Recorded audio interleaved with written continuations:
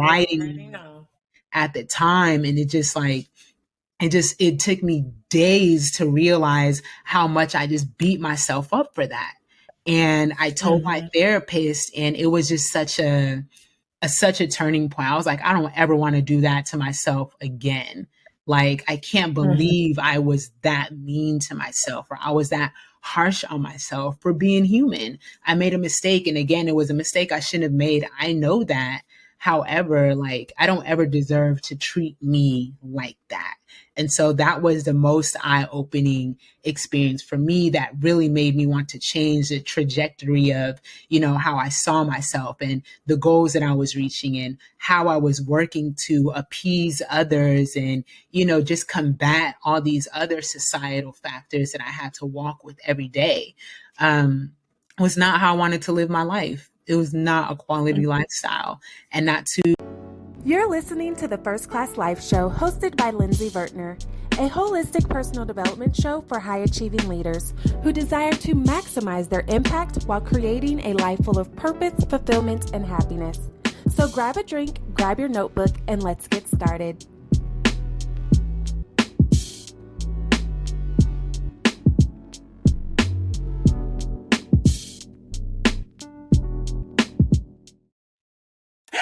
Y'all, welcome back to the First Class Life Show, and I'm super excited about today's guest because I just love her to pieces. We met on Clubhouse the other year, and we've been connected ever since. I know you are going to love her as well. So, Liku, thank you for joining us in the First Class Life Studios. How are you, beautiful? I am doing wonderful. Good morning. Thank you for having me. We really did meet on Clubhouse like over a year ago now, and we're still going strong. So, hey, thank you. I'm happy to be here. So I know how amazing and phenomenal and beautiful and wonderful and all of the things you are. But I need you to tell the folks, who is Liku? Okay, give us the tea. Pull back the curtains and let us know, who are you, girl? I'm a boss. You know what I'm saying? I am a boss. That's what I am. But to break that down in a little more words, use some vocabulary. My name is Liku, first generation Tanzanian, born and raised in the Bay Area, very strict cultural upbringing. So I'm very disciplined, very goal oriented, lived the corporate life for a little bit, went through law school and hit the corporate life and slowly realized that I wanted to live a life of purpose where I can show up unapologetically, where I'm comfortable being myself. So a lot of shift has happened with that throughout my lifetime. I'm also a member of Delta Sigma Theta Sorority Incorporated, so strong Black Women Appreciation Foundation over here. I love to teach. I love to connect with new people. I love to see how I can help people. Ain't no competition over here. I am an amazing wife, if I do say so myself. I am an amazing mother, to a almost 6-month-old going on 6 years old. And so I'm over here just living the life of being a boss woman, entrepreneur, wife, daughter, mother, all of that. And I'm doing it, how I want to do it. And it's working out amazing.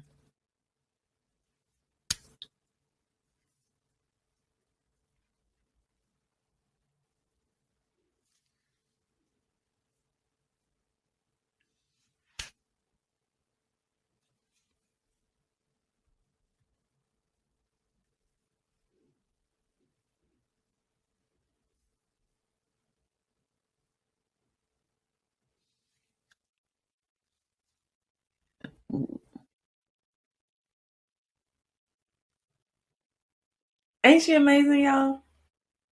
She is very amazing. Okay. Oh, yes. Listen. So you are Tanzanian. I feel like I always mess it up. Did I say it right? Tanzanian. Yeah, that was right. Tanzanian. Okay. All right. So were you born in the States or overseas? I was born in the States, in the Bay Area, currently living in the Oakland area, small town called Pittsburgh. But yeah, born and raised here, but culturally, roots are back home in Tanzania. So when did your parents move to the States? Or were they Um, born in the States as well? my parents were born abroad in Tanzania, so my dad came here around the '60s for school. And Mm-hmm. you know, he was back and forth, and then later met my mom. You know, she's a boss too, beautiful. It was a no-brainer. And they came here together in the early '80s, and you know, been here ever since. Nice, nice. So, did you experience any cultural struggles as far as having immigrant parents and being raised in Black culture America? Whew. Yes, I did. At the time, at the time they were considered struggles. You know, I was young, elementary, middle school, high school, and just a lot of the things my friends were doing and how they were living, you know, I wasn't living. Like I said, I had a very strict cultural upbringing.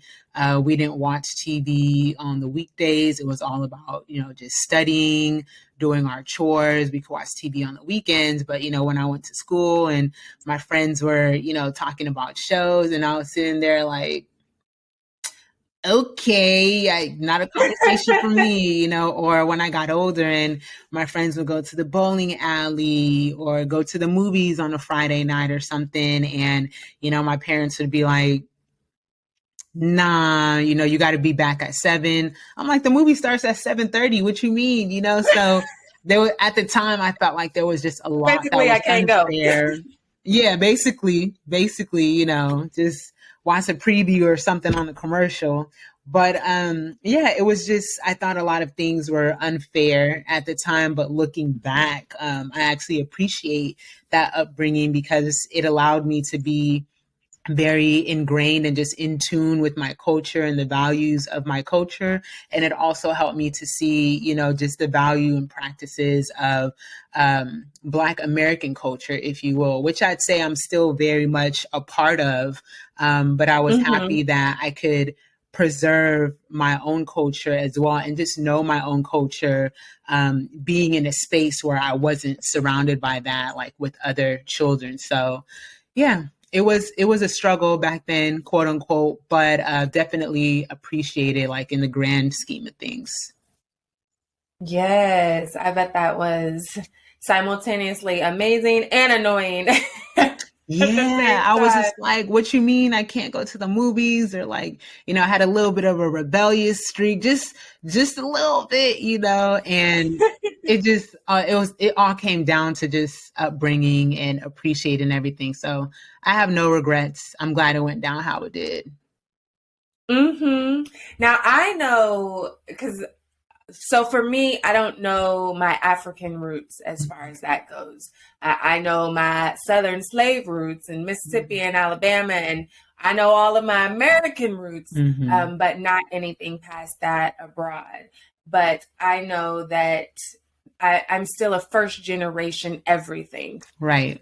First generation college graduate, definitely first generation secondary degree, first generation business owner, and I know the weight that comes Whew. with that. Yes. And so with you and your strict upbringing, I know that oftentimes from my friends that are connected with their cultural experiences abroad, Mm-hmm. their parents are a lot more stricter and you got to do this, you got to do this. And I know that you're also first generation. So talk to us Mm-hmm. about that journey and just the weight that is carried being a first generation dot dot dot fill in the blank. Whew, yeah, first generation, everything. There's a lot of pressure that I put on myself because number one, I still want to live up to, you know, those standards. Because of my upbringing, I was able to excel. I was able to be disciplined in my studies. You know, I was able to focus and not get distracted by just other things. Like I had that ability and it carried me well through college and very well through law school. And so I realized that. And that's something that I still wanted to carry with me, as I started working at a law firm and now that I have my own business or just meeting goals professionally and personally. So it's a lot of pressure that I put on myself because I still want to live up to those standards, cue perfectionism. Can't have anything less than perfectionism, right? And that's why I say I'm a recovering perfectionist, because I realize that it's unhealthy to, just continue to try to be up there all the time. And so I've been finding ways more recently in my career where I put myself first, I put self-care practices first, and then everything else, falls in line. Me being a mom, me being a business owner, me being a wife, and all the other family roles that I want to play, because I also, I want to be that person that helps everyone. And I think children always have that aspiration. Like, my father passed away when I was actually 9 years old. So I saw my mom hold it down for, us here in the States, but also family members abroad on her side and my dad's side.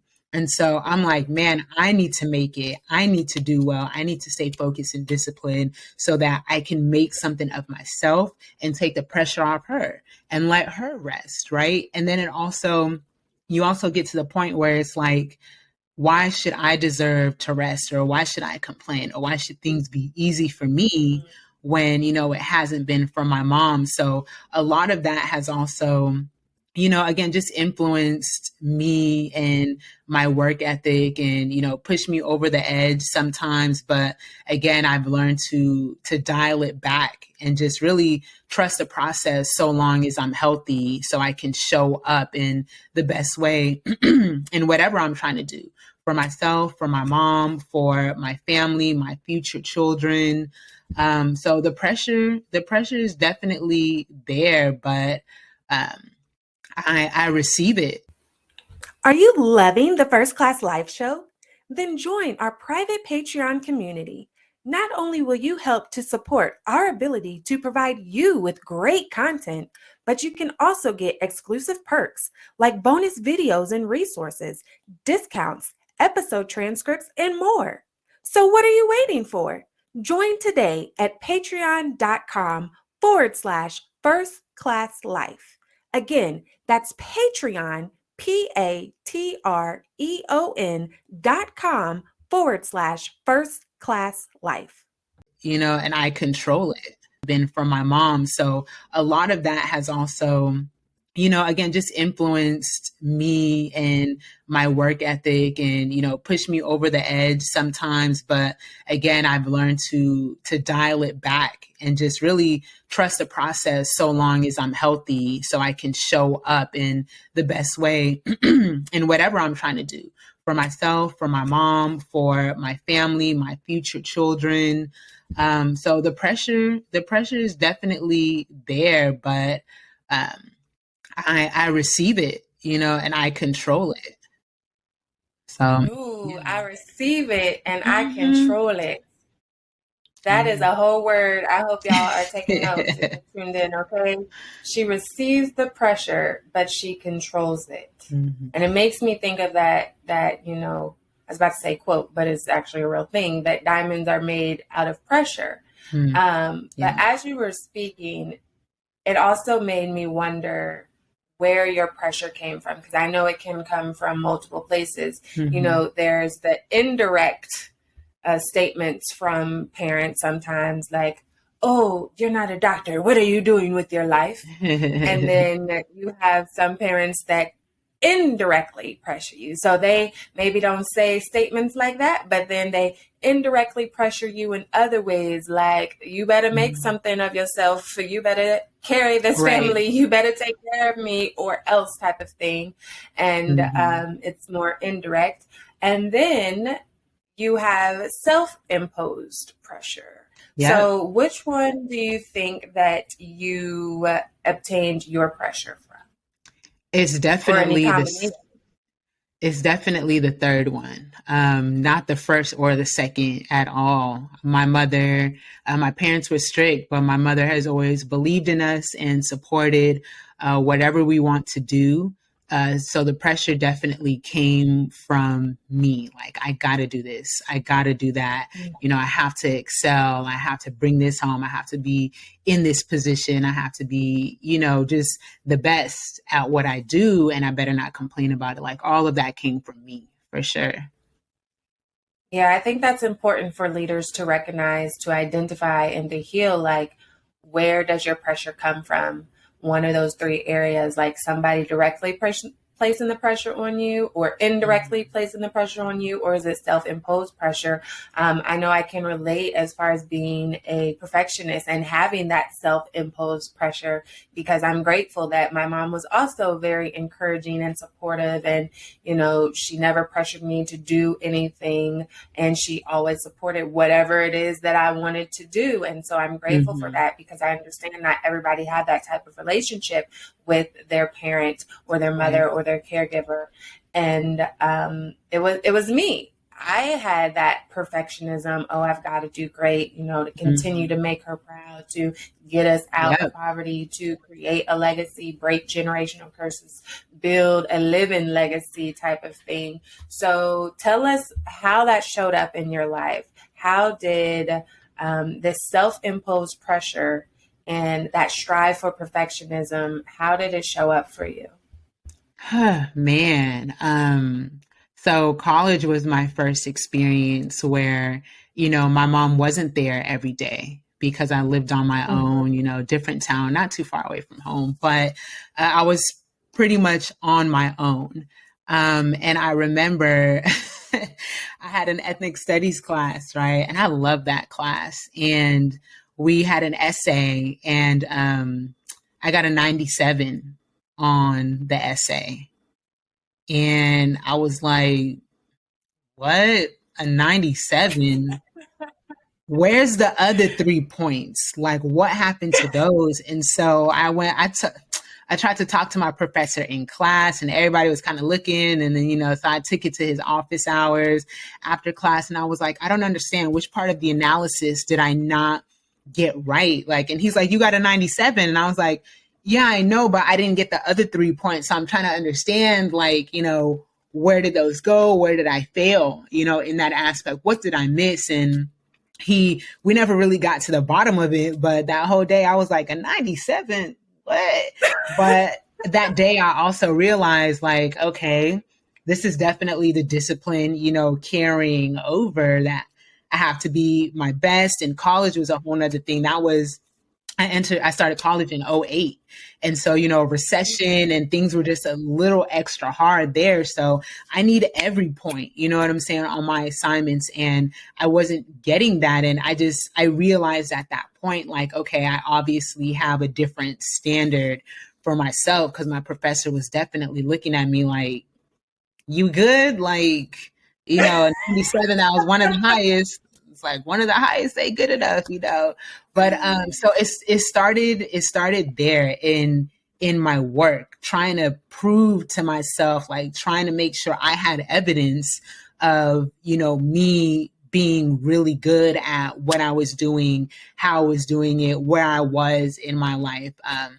Carried through college, carried through law school, and it started to be unhealthy, you know, taking breaks, like, you know, I don't really need to take a break. I'm going to study from sun up to sundown. I remember when I started law school, I asked the library, I was like, are you guys open 24 hours?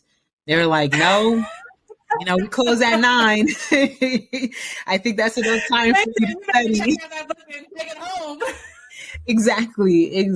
And so just like little things like that, which I thought were cool, but people would be looking at me like, no, we don't pay for the library to stay open 24 hours while people sleeping, you know, it's just my practices. Like, I just wanted to make sure that I was doing the best I could all the time. And I never gave myself credit for when I was doing my best, which was always. And so because I never gave myself credit, you know, I'm constantly reaching for whatever the best is, because whatever I was doing obviously wasn't it. So, I mean, in the grand scheme of things, I was never doing my best. I knew I was doing a good job, but I just always knew that I could be doing better. And so perfectionism it eventually put me in an unhealthy space of burnout, just not looking out for myself,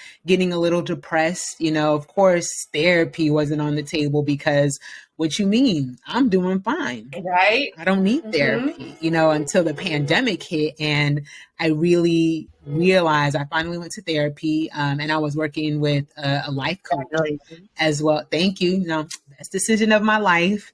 Okay, y'all heard that? That it really was. And I'm going to go back again, but it just helped me get out of my own head and really see things from another perspective. Like if you keep striving towards the top, like when you fall or when you don't reach that, like what happens? You break. And I broke so many times and just continue to push and fight through it without realizing it. And it's really an experience. Therapy was an experience that really made me sit with myself, especially during the pandemic where I couldn't do anything else, where I couldn't go anywhere else. So when I say I had to sit with myself, like literally, physically, just sit with myself and my emotions and my thoughts. And it was such a whirlwind and life changing experience for me, which made me realize that perfectionism is crazy.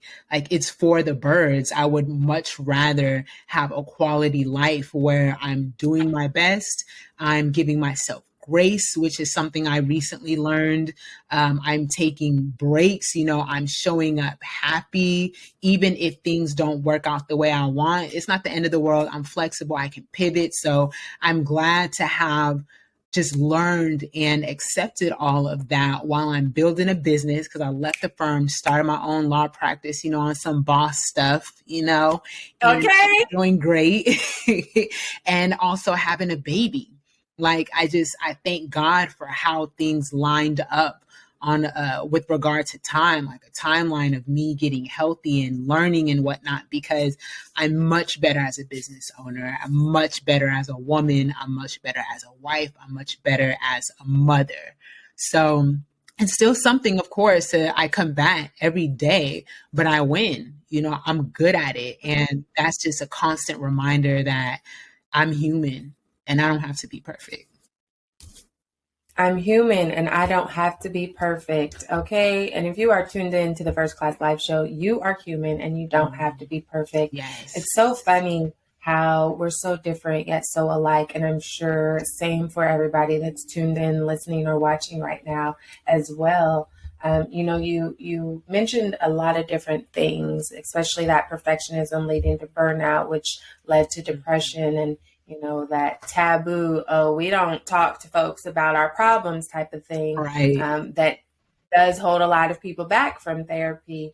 But, just striving for the best and not realizing that perfectionism doesn't exist. Like there is no such thing as the perfect person. Right. We're all flawed. We're all humans. We all make mistakes. And so when we're constantly striving for perfection, we never reach it, like you mentioned. And then we feel like we're not good enough. We aren't worthy enough. We're not valuable because we didn't reach it. And so we try even more to reach it to prove that we are good enough, only for the cycle to continue and it start to impact our emotional health, which can overflow into our physical health. So what were those key things that helped you to identify, wait a minute, this ain't that? Because I know you said it was that grade of the 97 and your professor was like, you crazy. and COVID. And what were some other key factors that helped you begin to identify, like, I need to take this to an outside perspective to help me heal whatever it is that I'm dealing with? It's funny because the college experience with the 97, I was embracing the perfectionism. Like I was like, yeah, I'm, this is what I want to be like. I didn't have a problem with it at that time, right? That didn't come until after law school, law school. And actually, my last firm job, again in COVID, where I was just sitting with myself. And the reason why I chose to go to therapy was because I didn't have any other outlets or distractions, and it was bothering me. Again, we were sitting. I would roll out of bed, get on my laptop, and do work until the end. Like until the end of the day. And my now husband would do the same thing. Like because we were both working from home, but usually my routine is get up at 5, go to the gym, shower, get dressed, hop on BART where it's an hour commute. And during that hour, I'm already starting to do my work. I got my laptop out. I'm being productive. Pop up at work. We have to literally bill our time. So by the time it's 9 o'clock and, I get to work like at 6, it's 9 o'clock. I got 3-4 hours billed. I'm working. Maybe there's a networking event after, or maybe there's an event or something, go home, tired, dinner, sleep, right? There was a lot to do. I didn't have to look into myself. I didn't have to listen to myself. At the end of the day, I was tired, and so again, just having that, just all that time and everything going through my head, I was like, you know what, it'd be healthy if I just got some therapy, just to talk about it a little bit. And so it was also offered through my job at the time. So I was like, it's free. Okay. Like, no hesitation there. Let's just try it out. Right. The Black Lives Matter, when George Floyd passed specifically, I'm sorry, when he was killed, that just everything that was going on was absolutely frustrating in the professional space, just seeing just all these companies and the fake, yeah, I'm gonna call it fake, just the fake, the lack of substance that came with that activism. And like it was all so frustrating. And that was actually the catalyst. Like, okay, you know what, let me talk to somebody about this. Because I remember I was assigned an Asian therapist, and she was trying to she was trying to feel where I was coming from. And she was like, yeah, Black Lives Matter, I totally get it. And I was like, I don't think this is working out. And so I had to, I tried another therapist. It was a Black woman, and it worked out, thankfully. Looking for amazing products to help boost your first class lifestyle? Then head over to firstclasslifeshop.com, where you can treat yourself to personal development books and workbooks, lifestyle affirmation cards, adult coloring books, mugs, notebooks, hoodies, t-shirts, leggings, and more. All products were designed to help you master your mindset, walk in your purpose, and live your first class life, because you deserve it. So treat yourself today at firstclasslifeshop.com. Again, that's firstclasslifeshop.com. But there was a time where I was at the job, and I had just got this job at the height of the pandemic. Literally, like I got the job, and not even 1 week in, we were sent to work from home permanently. Like, the governor made the order. And so I didn't get the opportunity to like settle in and really get to know people and whatnot. So not only are people getting laid off left and right, in the just the economic industry. I'm at a new job where I have to prove myself. Now I'm trying to prove myself so I don't get laid off. Now I'm trying to meet everybody virtually. Like there was just all these things going on. And I'm like, damn, I really got to prove myself on so many different levels now. So let me make sure that I do that. I have to be flawless, or I'm first on the chopping block, right? And so I made a mistake about 6 months in. And it was a mistake that I shouldn't have made. I'll definitely admit that. It was a mistake I should not have made. But that mistake, it really brought me down. Like when I realized I made the mistake, I was crying. I could not contain myself. Thank God I had my husband, because he was there to just bring me back to reason. Like, it's okay. Everyone makes mistakes. And it's crazy because had a white male in my position made that mistake, like, it wouldn't have been as bad. But I just felt like I had so much writing at the time. And it just like, it took me days to realize how much I just beat myself up for that. And I told my Mm-hmm. therapist, and it was just such a turning point. I was like, I don't ever want to do that to myself again. Like, I can't Mm-hmm. believe I was that mean to myself, or I was that harsh on myself for being human. I made a mistake. And again, it was a mistake I shouldn't have made. I know that. However, like, I don't ever deserve to treat me like that. And so that was the most eye opening experience for me that really made me want to change the trajectory of, how I saw myself and the goals that I was reaching and how I was working to appease others and, just combat all these other societal factors that I had to walk with every day. Was not how I wanted to live my life. It was not a quality lifestyle.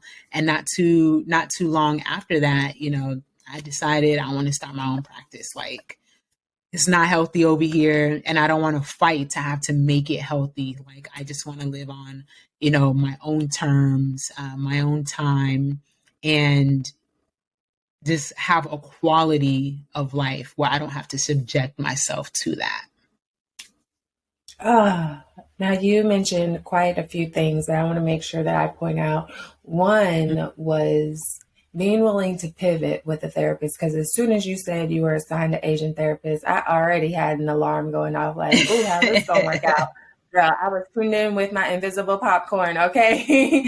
And a lot of times, I think it's important to point out that therapy is not a one size fits all. There are millions of different therapists out there, okay? Right. And they all have different backgrounds, different beliefs, different educational backgrounds.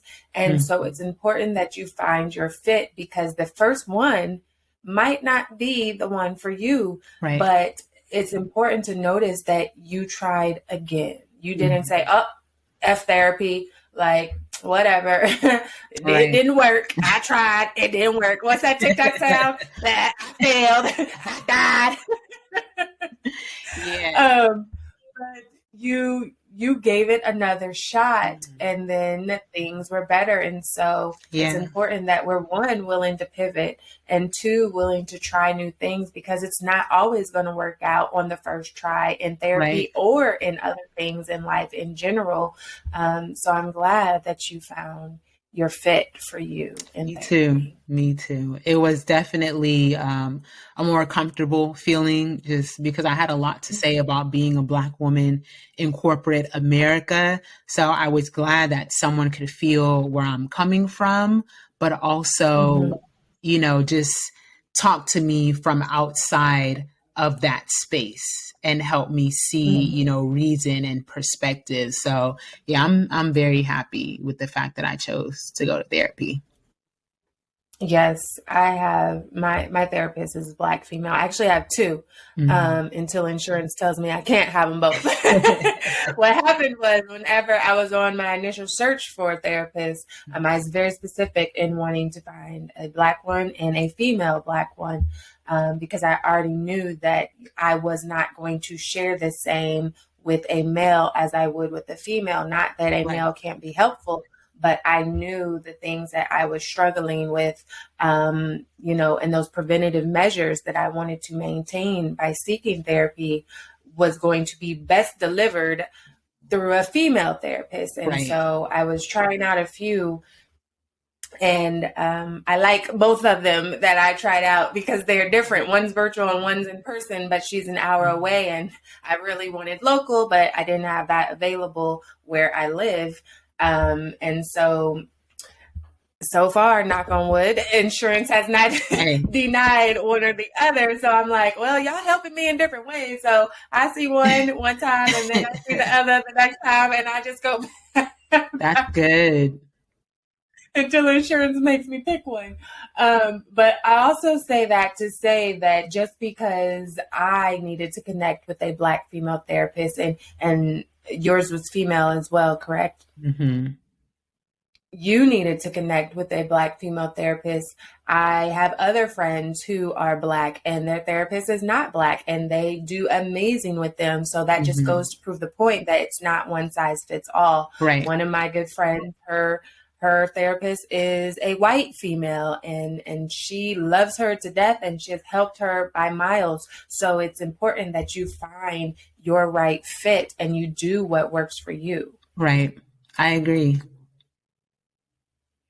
I think that is the same to say with expectations as well. When we're trying to live up to the expectations of other people or these self-imposed pressures that we put on, and we see Susan over here doing it this way or doing it that way, and we're like, okay, I got to do it better than Susan, and just allowing ourselves that grace, like you said, to be us and be human and do what works for us. Right.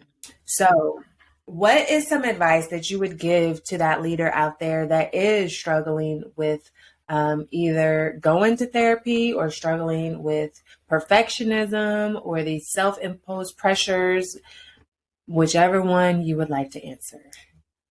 Just go to therapy, just book an initial appointment. Like I've realized through, just personally and professionally that taking action just cuts through all that reasoning that we're trying to do in our head. And, it's not based on anything.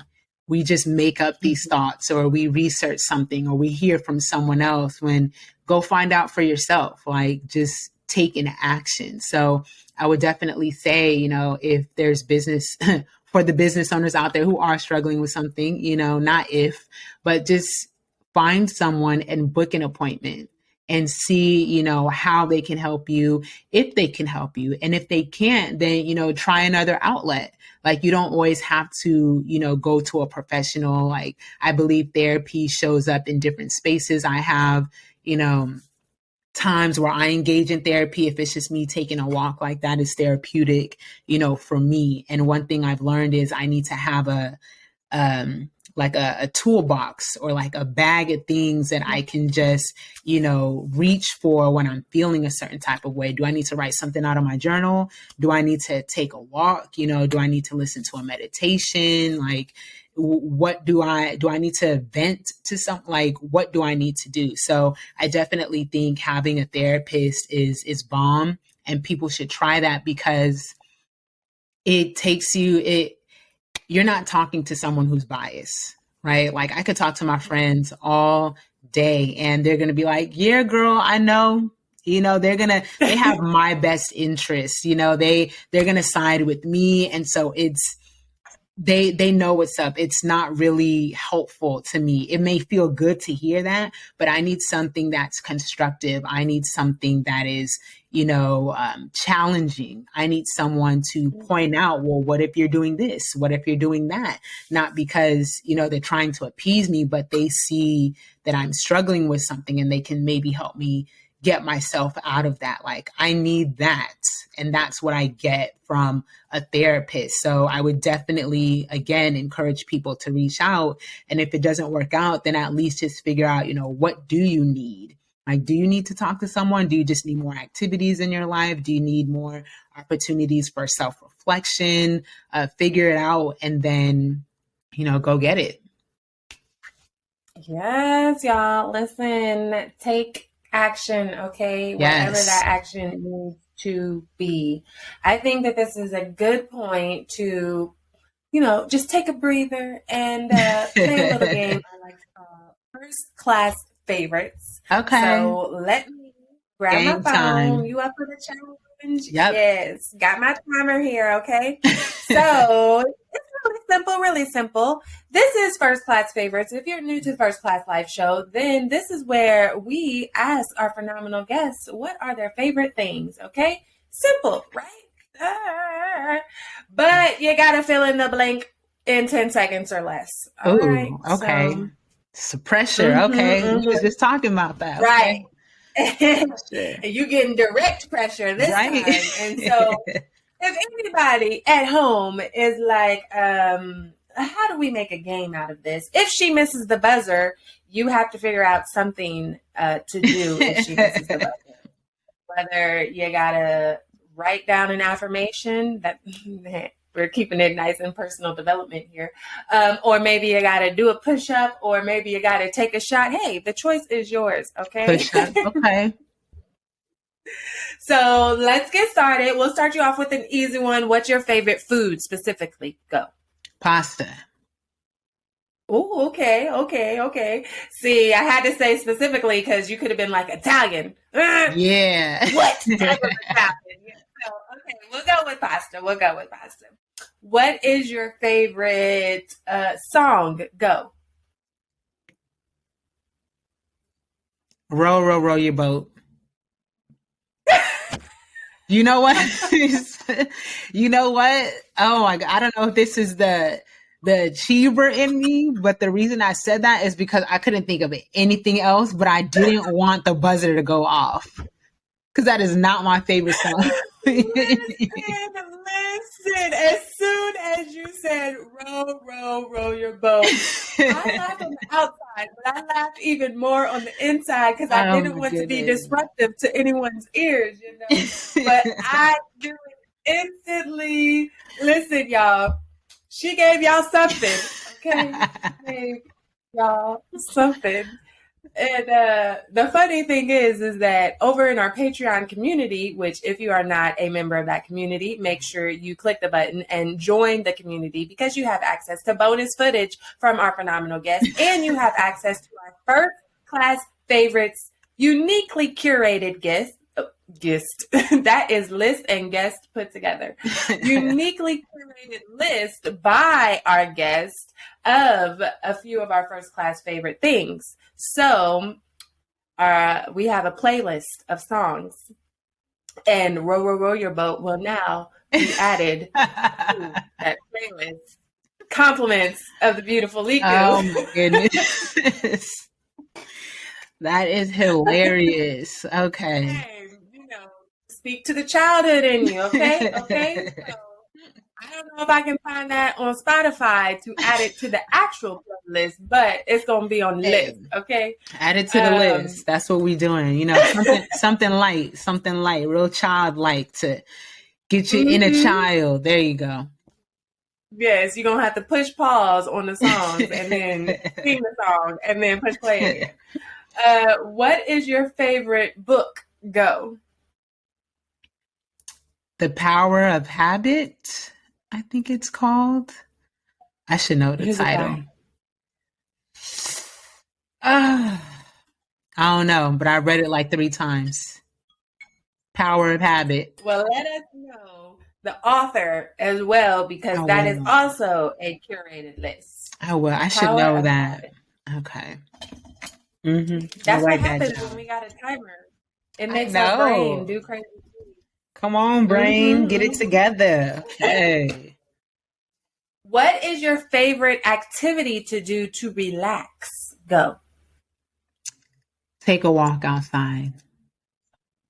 Oh. Little quick walk, so sweet and serene. Yes. Mm-hmm. And actually, fresh air daily is very good for just our mental and emotional health as well. So yes, even if you aren't necessarily in like a scenic environment, it's still important every day to go outside for just 5 minutes and breathe deeply. If it's sunny, then let the sun shine on your face. If it's not sunny, still go outside and get that air as much as possible. So last one, where's your favorite place to travel to? Go.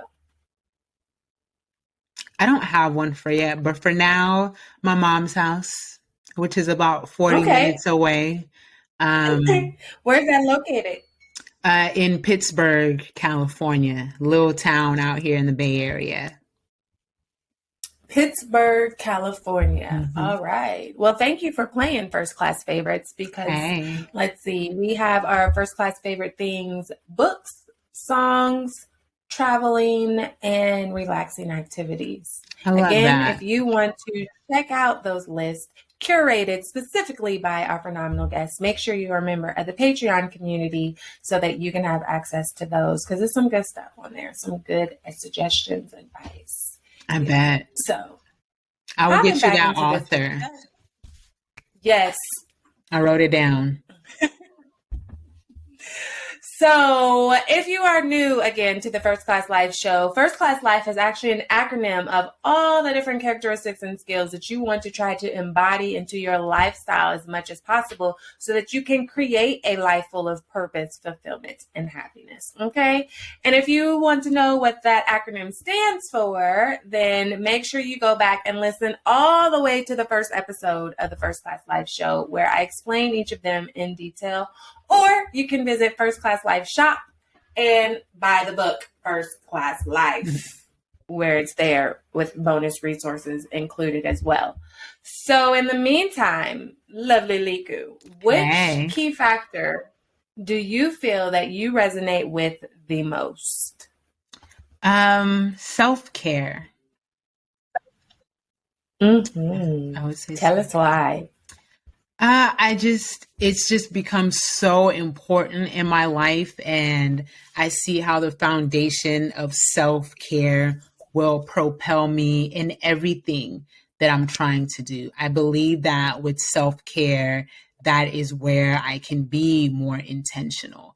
That is where I can have my, not build, but realize my self-worth and how I can build my confidence, how I can be more faithful in what I'm doing. So self-care for me is the baseline. It's the baseline of the work that I have to continue to do to show up as the quality person that I want to be. So self-care, that's for me.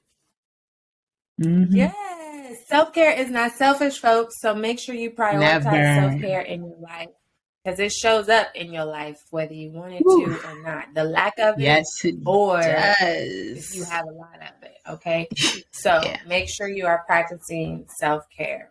Mm-hmm. Now, Liku, tell us what you do, because I know you are a bomb boss business attorney, all right? Hey. So tell us what you do and the services that you have to offer our first class family here. Absolutely. I am a California licensed attorney, business attorney to be exact. I help coaches and consultants establish a solid legal foundation for their business, mainly through custom contracts. And I do a little bit of trademark and entity formation as well. I very much value education. I have some teaching experience prior to law school, and I need people, us mainly, to understand the what and the why behind the legal parts of our business. I don't want us to just be out there and, trying to form an LLC or get a trademark because LLC Twitter said so. I need us to understand, what it means, how it applies to our business, how it can benefit our business, and how we can leverage that legal information to grow and scale our businesses faster. So I always take time to educate my clients when it comes to the work that I do for them. I want them to leave me and be able to carry on and use the contracts that I give them or understand, what Section 7 says or, all of those things. So that is me as an attorney. I also show up in the speaking realm. So if you need me on a panel, if you need me to come do a workshop for your incubator, I am your girl. We will have an amazing time and you will learn something. I can promise you that. I will also say that, just as a disclaimer, unless you hire me to be your attorney, anything that I say, any information I put out there is not legal advice. It is simply legal information for educational purposes only. With that being said, where I give legal information is on my Instagram. You can follow me at Lawyer Liku. That is Lawyer Liku, where I'm going live. You can see the live I did with Lindsay, where she was dropping gems. But there's a lot of helpful content there, especially for coaches and consultants. Feel free to slide in my DMs, ask me a question. I am here as a resource. And then you can also visit my website, anasalawfirm.com. That is ANASA lawfirm.com. Y'all, ain't she the bomb.com? Okay, hey. She's the bomb.com. Make sure you reach out to her. Definitely check out her services, especially if you are a business owner. All right. She will get you Yes. all the way together. Thank you, Liku, for being a phenomenal guest and sharing these gems Yeah. with us.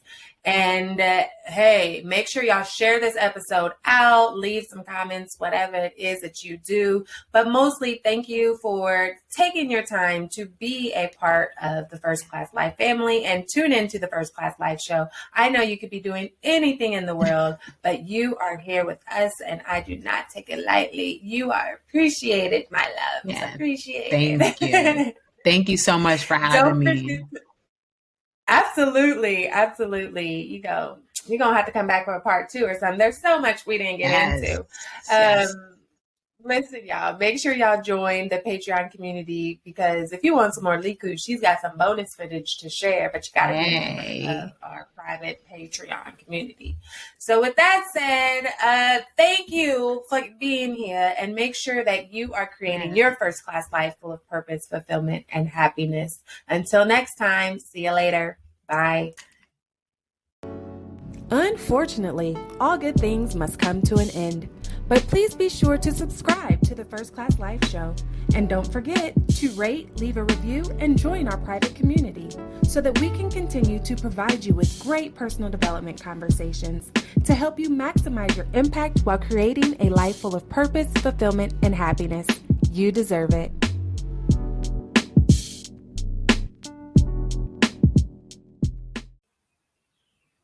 Do you want to be surrounded by other high-achieving women who are working on their goals just like you? Are you looking for your circle that's passionate about their own growth yet still wants to see you shine? Do you desire to be supported through collaborations and connections instead of competition? Then Cowork and Chill is your place to be. Cowork and Chill is a hybrid of virtual co-working and virtual networking. It's a community of women who are striving to build living legacies. This is the space to create meaningful relationships with other equally yoked women where you're being poured into just as much as you pour out. So if you're looking for your crew for supportive accountability, then sign up today at coworkandchill.com. That's COWORKANDCHILL, coworkandchill.com.